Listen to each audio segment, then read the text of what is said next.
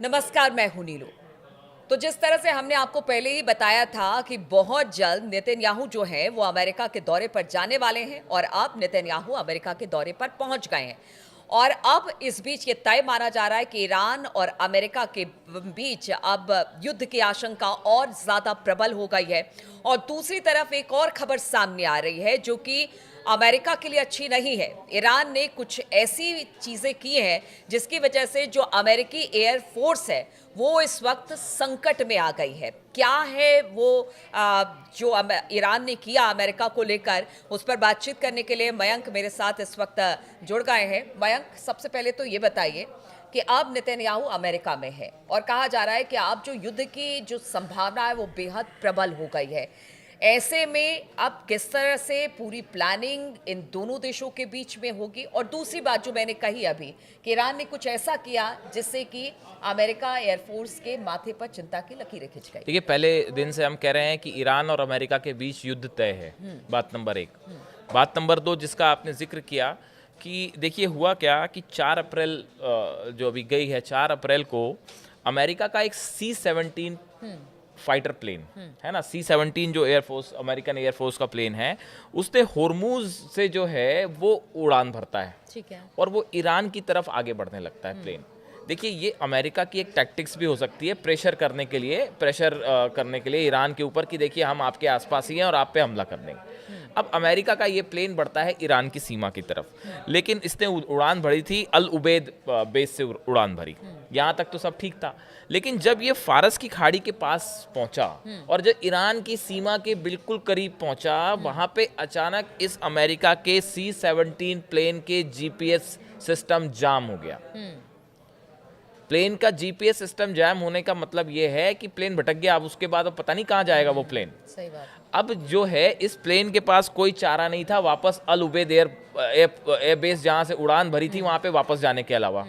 तो ईरान की सीमा के अंदर जाके कुछ करना और वहाँ पे काफ़ी देर तक मंडराना तो दूर की बात है, फौरन अमेरिका के इस फाइटर प्लेन को वापस अल उबैद एयर बेस आना पड़ा। अब बड़ी साधारण सी बात है, इसमें कुछ कहने की ज़रूरत नहीं है। इंटरनेशनल मीडिया में ऑलरेडी ये स्पेकुलेशंस हैं कि भाई ये ईरान के जो जैमर्स थे ये पहले से अलर्ट मोड पे थे। जब आप पिछले 1 महीने से धमकी दे रहे हो कि हम आपके ऊपर B-2 से हमला कर देंगे और आपके ऊपर जो है वो स्ट्राइक हो जाएगी, तो ईरान ने भी अपनी तैयारी कर रखी है। तो ऐसा बताया जा रहा है कि बड़े पैमाने पर ईरान ने अपनी सीमा के आसपास जैमर्स लगा दिए हैं। अमेरिका का कोई भी फाइटर प्लेन, इजराइल का कोई भी फाइटर प्लेन अगर एंटर करता है तो उसका जीपीएस सिस्टम फेल होना तय है। और ऐसे में ईरान पर बम्बार्डमेंट करना एक बड़ी चुनौती हो गई है अब अमेरिका के लिए और इजराइल के लिए। बात नंबर 2, ये जो जीपीएस सिस्टम फेल हुए, ये जीपीएस सिस्टम सिर्फ इस एयरक्राफ्ट का फेल नहीं हुआ। ऐसा बताया जा रहा है कि फारस की खाड़ी के आसपास जो अमेरिका के जहाज थे और जो ब्रिटेन के जहाज हैं, ऐसे करीब 50 से 60 जहाजों में ये बात नोट की गई कि इन जहाजों का भी जीपीएस गड़बड़ा गया।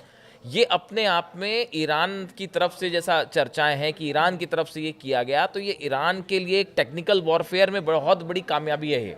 देखिए आपने क्या किया, एयरप्लेन का आपने जीपीएस जाम कर दिया। जो वॉरशिप्स खड़े हुए हैं जिसको लेके लगातार धमकियां मिल रही हैं कि हम इससे अटैक कर देंगे, इससे अटैक कर देंगे, आपने उनके जीपीएस सिस्टम जाम कर दिए। और ये सिर्फ अमेरिका के नहीं हुए, बल्कि जो ब्रिटेन के जहाज खड़े हुए हैं आसपास, उनकी तरफ से भी कंप्लेंट्स आई कि हमारा जीपीएस जाम है। दिखाने की कोशिश है कि देखिए आप कितनी भी तैयारी कर ले, हमने भी अपनी देखिए तैयारी पुख्ता की बिल्कुल बिल्कुल, खामेनी जो है वो इस तैयारी में पहले से जुटे हैं। हमने पहले ही कहा था कि रमज़ान का जो वक्त था वो रमज़ान के दिनों में ईरान ने अपनी पूरी ताकत झोंक दी अपना डिफेंस सिस्टम मजबूत करने के लिए, चाहे डिफेंस मिसाइल्स हों, चाहे जो है उनके वॉरशिप्स हो, चाहे एयरफोर्स हो। हज़ारों सैनिक अलर्ट मोड पे हैं कि अगर आप बार बार वही बात है कि अगर आप हमला करेंगे तो साहब हम छोड़ेंगे नहीं आपको। और ये जो जीपीएस सिस्टम फेल होना जहाज़ों का, अमेरिका के वॉरशिप्स का, ये अपने आप में एक बड़ी चुनौती है। इससे आने वाले दिनों में ईरान पे किसी भी तरह का हमला होता है और अगर बड़े पैमाने पे ईरान इस तरह का कुछ कर देता है तो हमला करना बहुत मुश्किल हो जाएगा। दूसरी एक बात और जो निकल के सामने आ रही है कि अमेरिका की तरफ से जो थर्ड एयर डिफेंस सिस्टम है, एक पहली यूनिट तो पहले जा चुकी थी जब ईरान ने अपनी मिसाइल्स दाग दी थी इसराइल पे, उसके बाद अब एक दूसरी यूनिट बड़े मात्रा में सप्लाई की गई है इसराइल को। और ये जो यूएस थर्ड सिस्टम है, इसकी जो बैटरीज हैं वो एक कार्गो शिप से कल इसराइल पहुंची है। तो अब ये एक प्रकार से ये इस बात का इंडिकेशन है जो हम बार बार कह रहे हैं कि ये युद्ध जो है वो अब तय है, आज नहीं होगा तो कल होगा, तो लेकिन अब ये जब युद्ध तय है। नेतन्याहू अमेरिका में हैं तो ठीक है, अभी तो हथियार एक दूसरे को दे रहे हैं, लेकिन पूरी रणनीति किस तरह की होगी? क्या ये मान के चलिए इसी रणनीति के तहत ही ये दोनों वहां पर देखिए, मिलेंगे? मैं जो मतलब कुछ एक्सपर्ट्स भी ये कह रहे हैं और सोशल मीडिया में इस तरह की चर्चाएं हैं कि हमला करना है कि नहीं करना है, इसकी रणनीति बनाने के लिए अमेरिका और इजराइल को 10 बार सोचना पड़ेगा। खामेनी ने जो कुछ किया पिछले, ईरान ने जो अपनी ताकत दिखाई है पिछले 1 महीने के अंदर, और रूस जिस तरह से साथ खड़ा हुआ है और जिस तरह से उन्होंने अपनी पूरी मिसाइल्स एक्टिव मोड में कर दी हैं, इससे ये तो तय है कि यहाँ पे कुछ मतलब ऐसा नहीं होगा कि आपने एक मिसाइल मार दी ईरान के ऊपर, ईरान शांत बैठ जाएगा या मामला खत्म हो जाएगा, ऐसा नहीं होगा। शुरू की तो फिर आपके एक बार हाँ, तो आप फिर हर चीज के लिए तैयार रहिए। आपने ईरान पे अगर किसी भी तरह का हमला किया तो फिर ये एक मिडिल ईस्ट में बड़ा वॉर है और जो लंबा चलेगा, और ईरान अपनी तरफ से पूरी तरह से इसके लिए तैयार है। अब ये जो थर्ड मिसाइल सिस्टम गए हैं, इस तरह के तो सिस्टम देखो, आयरन डोम अमेरिका इसराइल के पास पहले से था, लेकिन क्या वो रोक पाया ईरान की 180 जो बैलिस्टिक मिसाइल्स जब गिरी? तो ये डिफेंस सिस्टम की भी अपनी एक लिमिट होती है। हालांकि थर्ड इसके मुकाबले ज़्यादा मजबूत सिस्टम माना जाता है, थर्ड से मिसाइल्स ट्रैक करना ज़्यादा आसान होता है, लेकिन ईरान के पास जैसा बताया जा रहा है कि कई ऐसी मिसाइल्स हैं ऑलरेडी, हाइपरसोनिक मिसाइल्स हैं, सुपरसोनिक मिसाइल्स हैं, जिसको इस तरह से रोकना जो है बड़ा मुश्किल होगा। तो देखिए, एक तरफ ईरान अपनी पूरी तैयारी कर चुका है, अपने को डिफेंस शील्ड करने की पूरी तैयारी कर चुका है, जो जीपीएस जैम किए गए इसी का सिम्टम था।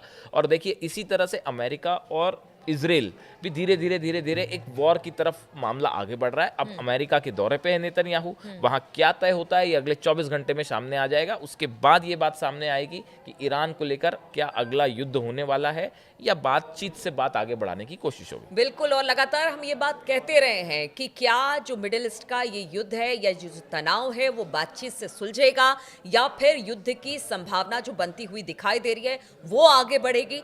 लगातार इस खबर पर हमारी नजर बनी रहेगी, दर्शकों से हम राय भी जानेंगे और साथ ही साथ ये भी कि लगातार किस तरह से आप हमारे इस कार्यक्रम को देखते हैं उस पर भी अपना ओपिनियन जरूर दीजिए। बने रहिए हमारे साथ।